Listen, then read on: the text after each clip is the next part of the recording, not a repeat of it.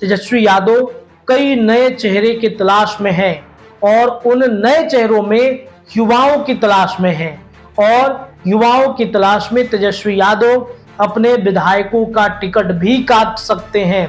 वैसे दावेदारी है आरजेडी में कई ऐसे विधायक हैं जिनके खिलाफ एंटी इनकम्बेंसी बनी हुई है। आरजेडी के विधायक जदयू के टिकट पर चुनाव लड़ेंगे। साथियों, स्वागत है आप सभी का आपके अपने चैनल। आपके साथ हूं रत्नेश पांडे। बिहार में आरजेडी के विधायक जदयू के टिकट पर चुनाव लड़ेंगे। जी हां, ये खबर सबसे पहले हम आपको दे रहे हैं क्योंकि बिहार की राजनीति में साल 2025 का चुनाव बेहद खास होने जा रहा है। ये चुनाव यादगार चुनाव होगा। कई तरह के राजनीतिक घटनाक्रम इस चुनाव में आप देखेंगे। साल 2025 में एनडीए गठबंधन के तरफ से मुख्यमंत्री रहेंगे कि नहीं, ये अभी तक कंफर्म नहीं है।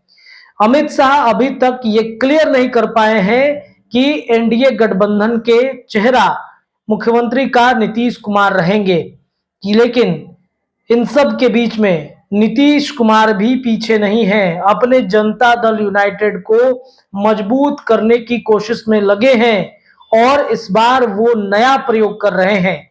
तो वही नया प्रयोग तेजस्वी यादव के तरफ से भी किया जा रहा है, माई बहन योजना। और इस योजना के तहत जहां नीतीश कुमार के कोर वोट बैंक, महिलाओं के वोट बैंक पर सेंधमारी करने की कोशिश तेजस्वी यादव कर रहे हैं, तो वही नीतीश कुमार इस फिराक में लगे हैं कि वो मजबूत आरजेडी का विधायक जिसको लेकर के तेजस्वी यादव के मन में नाराजगी है, या तेजस्वी यादव ने कहा है कि इस बार हम किसी भी तरह की कोई बड़ी चूक नहीं करेंगे जिससे 2025 चुनाव हमारे हाथ से निकल जाए।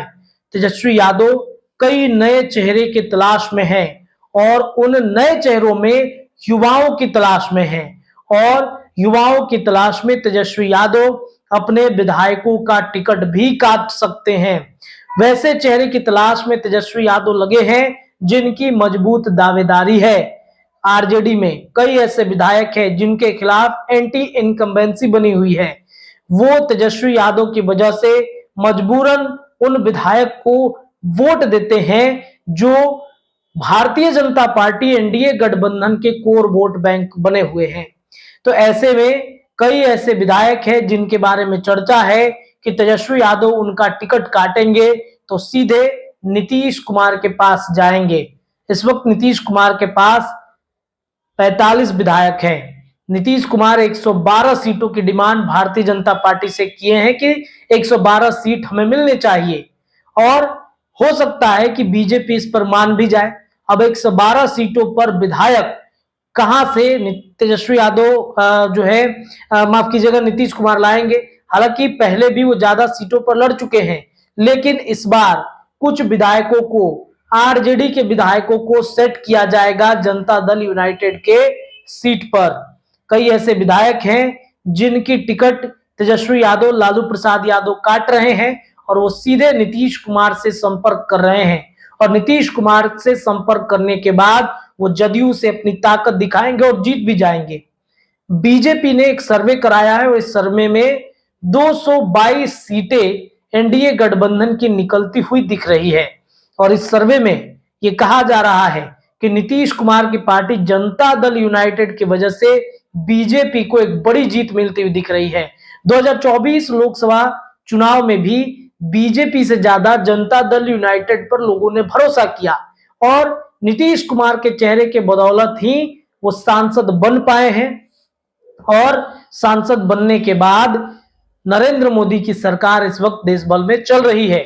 तो वो सर्वे अब काम आ रहा है और नीतीश कुमार बड़े से बड़े दावेदार जो आरजेडी से सिटिंग विधायक हैं, उनकी भी टिकट जब कटेगी तो शायद नीतीश कुमार के जदयू पर उनकी निगाहें होंगी, क्योंकि तेजस्वी यादव के बारे में, आरजेडी के बारे में चर्चा है कि कई सिटिंग विधायकों का भी टिकट तेजस्वी यादव इस बार काट सकते हैं।